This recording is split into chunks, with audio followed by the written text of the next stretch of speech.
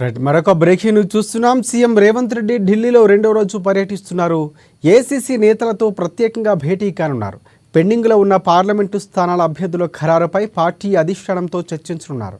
లోక్సభ ప్రచారాలకు తెలంగాణకు రావాల్సిందిగా అగ్రనేతల్లో ఆహ్వానించనున్నట్లు సమాచారం అందుతుంది. అలాగే ఇవాళ కాంగ్రెస్ సెంట్రల్ ఎలక్షన్ కమిటీ మీటింగ్కు మంత్రులు ఉత్తమ్ కుమార్ రెడ్డి, భట్టి హాజరు కానున్నారు.